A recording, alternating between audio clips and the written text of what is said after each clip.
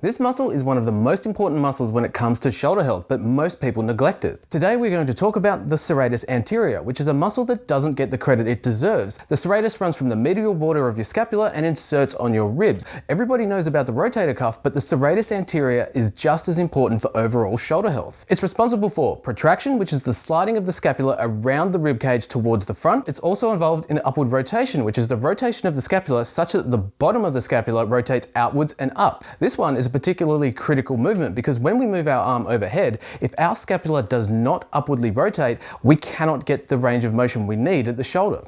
This interplay of the joints in the shoulder complex is known as scapulohumoral rhythm, which, if I'm honest, I thought was a band the first time I heard it. And it's not. If we didn't get this movement when we tried to move our arms overhead, bones would either run into each other or we would get massive separation at the shoulder joint, which is obviously a bad thing.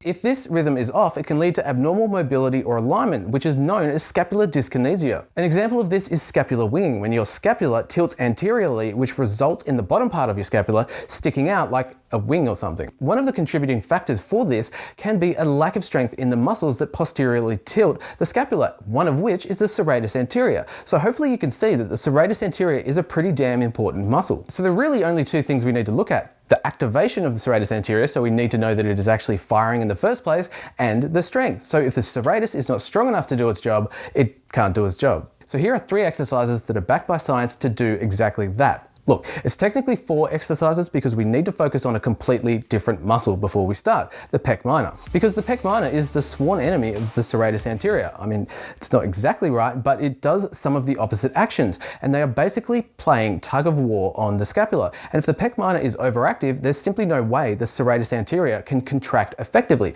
So we need to mobilize the pec minor first before we start working on the serratus anterior. So the first thing that we need to do is to get some mobility in the pec minor. Now, what we need to focus on is the direction that the fibers in the pec minor run. So they run roughly this angle. So then it makes sense to have the upper arm in line with the fibers, because that way we'll be stretching the muscle.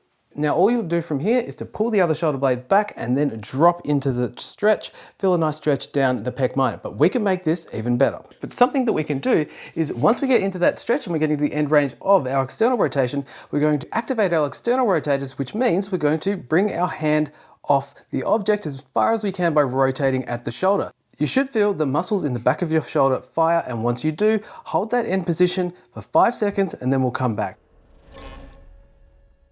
Okay, so this next one is all about getting a mind-muscle connection between our brain and the muscles that control posterior tilt.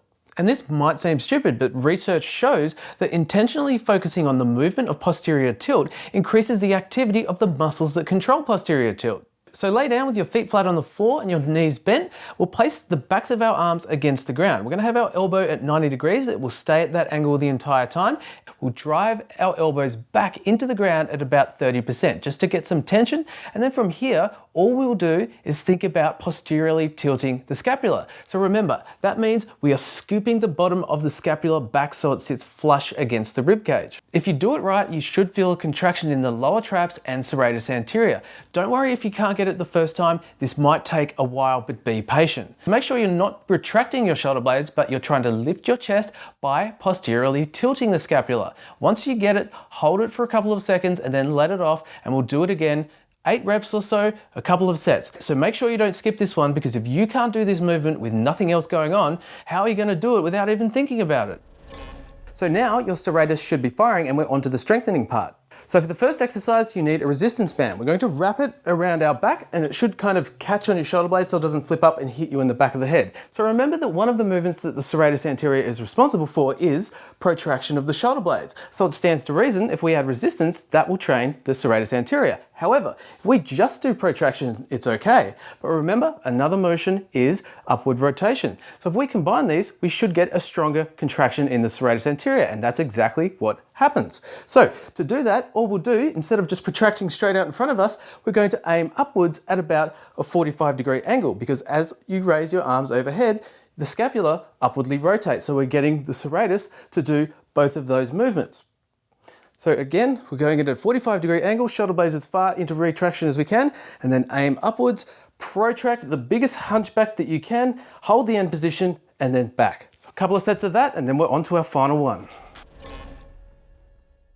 So this next one is very easy to do. All you need is a wall and a t-shirt, and you put your arms in the t-shirt and then place your arms against the wall as if you're doing a plank. Now make sure your abs are on, we've got that body in a nice straight line, and we want to protract the shoulder blades, so big hunchback. Then it's all about sliding those arms up the wall as high as you can, and as you do so, you'll feel a contraction in the serratus anterior. Once you get as high as you can, you're going to drag them back down to that starting position.